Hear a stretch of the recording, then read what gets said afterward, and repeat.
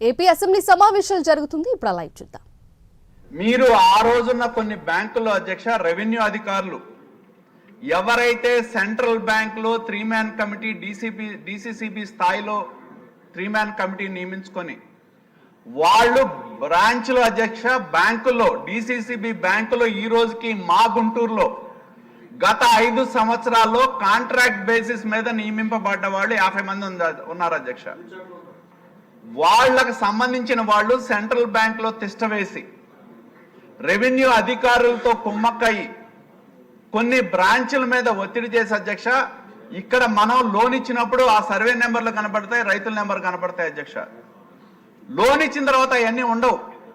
ఒక organised crime కింద మా జిల్లాలో మా సెంట్రల్ బ్యాంక్ కింద అటు రెవెన్యూ అధికారులు డిసిసిబిలో ఉన్న ఉన్నత స్థాయి అధికారులు కొన్ని బ్రాంచుల్లో ఉన్న అధికారులు కొల్యూడ్ అవటం మూలాన 100 కోట్లు రైతుల పేరు మీద దోచేశారు. ఇంతవరకు చర్యలు లేవు. రెండోది డోక్రా సంఘాల పేరు మీద నాకు చాలా ఆశ్చర్యం అధ్యక్ష. చంద్రబాబు నాయుడు గారు ముఖ్యమంత్రిగా ఉన్నప్పుడు ఈ రాష్ట్రంలో డోక్రా సంఘాలను ప్రోత్సహించారు అధ్యక్ష.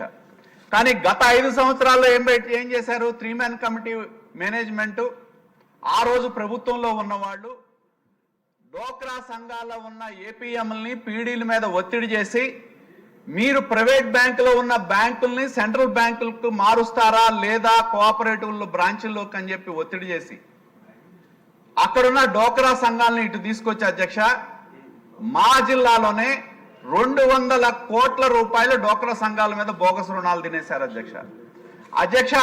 నేను తెలియజేస్తా ఉన్న నరసరావుపేటలో ఉన్న ఒక బ్రాంచ్ మేనేజర్ 2 కోట్ల రూపాయల డోక్రా రుణాలకి లోన్లు ఇచ్చి అధ్యక్ష తిరిగి ఈ ప్రభుత్వం వచ్చి బయటకు వచ్చిన తర్వాత ఆయనే డబ్బులు కడతాడు అధ్యక్ష.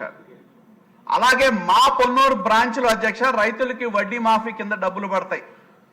ఆ వడ్డీ మాఫీ కింద పడిన డబ్బులు ఎవరైతే ఆ బ్రాంచ్లో పనిచేసే ఎంప్లాయీస్ తన సొంత అకౌంట్ మీద 2 కోట్ల రూపాయలు ట్రాన్స్ఫర్ చేసి ఇల్లు కట్టుకుంటాడు అధ్యక్ష. అది గుర్తించిన తర్వాత తిరిగి డబ్బులు కడతారు. ఇది ఒక కోఆపరేటివ్ సెంట్రల్ బ్యాంకు, దీనికి నియమ నిబంధనలు ఉన్నాయి, దీని ప్రకారం పనిచేయాలి. పర్యవేక్షణ అనేది రాష్ట్ర స్థాయి నుంచి కింద వరకు లేదు అధ్యక్ష.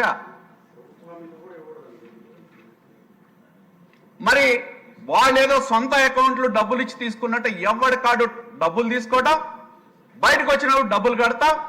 వాళ్ళు స్టిల్ ఈ రోజుకి అదే బ్యాంకులో అధికారులుగా కొనసాగుతా ఉన్నారు.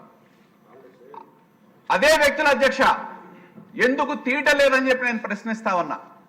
అదే విధంగా అధ్యక్ష గోడౌన్ల పేరు మీద రాష్ట్ర వ్యాప్తంగా మీరు తీయండి. నేను మంత్రి గారిని అడుగుతా ఉన్నా, గోడౌన్ల పేరు మీద సొసైటీల మీద అప్టాప్ నుంచి ఎండి ఈ రోజు ఎండి ఎవరైతే ఉన్నారో గత ప్రభుత్వంలో కూడా ఉన్నారు అధ్యక్ష. డిసిసిబి సిఇఓలు ఉన్నారు, గత ప్రభుత్వంలో ఉన్న వాళ్ళే వాళ్ళ కంటిన్యూ అవుతా ఉన్నారు. పిఎస్సిఎస్ సొసైటీల మీద ఒత్తిడి చేసి రుణం ఎవరి పేరు మీద ఇస్తారు అధ్యక్ష? సొసైటీల పేరు మీద గోడౌన్ల నిర్మాణం కోసం రుణాలు మంజూరు చేసి వాళ్ళ చేత ఒత్తిడి చేయించి ఎక్కడ కట్టారు అధ్యక్ష సొసైటీలు? ఎంత ఆశ్చర్యం అంటే శ్మశానాల్లో కడతారు.